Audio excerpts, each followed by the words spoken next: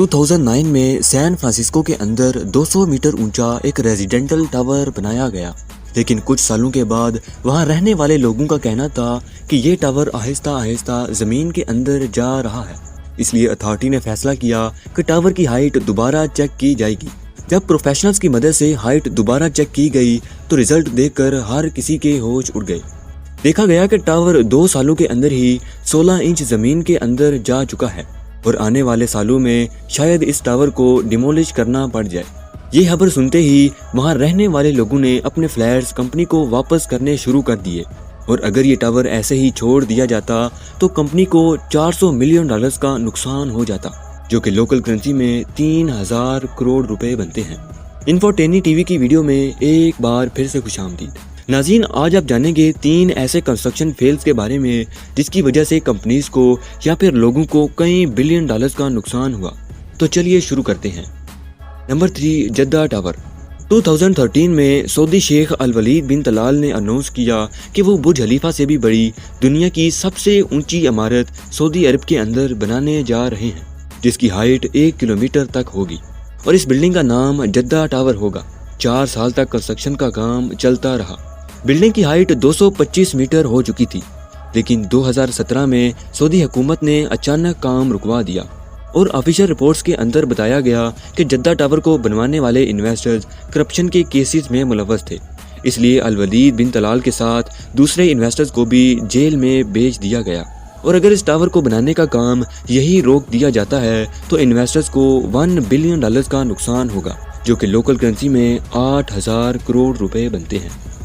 اور اب number 2، double track rail tunnel. 1975 سے پہلے سویڈن کے ویسٹ کوسٹ لائن کی طرف ٹرین کے گزرنے کے لیے صرف ایک ہی ٹریک موجود تھا۔ لوگوں کا رش بڑھنے کی وجہ سے سویڈن گورنمنٹ نے فیصلہ کیا کہ ٹرینز کی تعداد بڑھائی جائے، اور اگر ٹرینز کی تعداد بڑھائی جا رہی تھی تو اس کے لیے ضروری تھا کہ ریل ٹریک بھی ڈبل کیے جائیں۔ سویڈن گورنمنٹ نے $2 بلین کا یہ پروجیکٹ ایک فیمس کنسٹرکشن کمپنی کو دیا۔ کام شروع کرتے ہی انجینئرز کے سامنے چیلنجز آنا شروع ہو گئے۔ ایک تو سیوریج کا پانی جگہ جگہ سے نکل کر ورکرز کو بیمار کرنے لگا، اور دوسرا بیڈ راک کے اندر ڈرلنگ کرنے کے لیے اس کمپنی کے پاس ایڈوانس ٹیکنالوجی ہی نہیں تھی۔ 3 سال کام کرنے کے بعد کمپنی نے تنگ آ کر اس پروجیکٹ کو چھوڑ دیا۔ کئی سال تک کام رکا رہا، لیکن 1997 میں ایک نیا کانٹریکٹر اس پروجیکٹ کو لینے کے لیے بالکل تیار تھا۔ 4 کلومیٹر تک ٹنل کھودنے کے بعد یہ کمپنی بھی بینکرپٹ ہو چکی تھی۔ 8 سال مزید کام رکا رہا، لیکن 2015 میں ایک ایڈوانس کمپنی نے اس پروجیکٹ کو مکمل کر دیا۔ 40 سالوں تک کنسٹرکشن کا کام چلنے کی وجہ سے $2 بلین کا پروجیکٹ سویڈن گورنمنٹ کو $10 بلین میں پڑا، جو کہ لوکل کرنسی میں 80,000 کروڑ روپے بنتے ہیں۔ جی ہاں۔ اور اب نمبر 1، میلینیم ٹاور۔ 2009 میں سین فرانسسکو کے اندر 200 میٹر اونچا ایک ریزیڈنٹل ٹاور بنایا گیا، جسے بنانے میں $350 ملین کا خرچہ آیا۔ وہاں رہنے والے لوگوں کا کہنا تھا کہ یہ ٹاور آہستہ آہستہ زمین کے اندر جا رہا ہے۔ جب چیک کیا گیا تو واقعی میں وہ ٹاور 3 سال کے اندر 16 انچ زمین کے اندر جا چکا تھا، اور تقریباً 15 سینٹی میٹر ٹاور اپنے ٹاپ سے بھی ایک جگہ جھک چکا تھا۔ انویسٹیگیشن کے دوران پتہ چلا کہ ٹاور کی کنسٹرکشن پتھروں کے اوپر نہیں بلکہ ریت کے اوپر کی گئی تھی۔ اس وجہ سے ایک خوفناک حادثہ ہوتے ہوتے بچا۔ اس پرابلم کو حل کرنے کے لیے یہ پروجیکٹ ایک امریکن کمپنی کو دیا گیا۔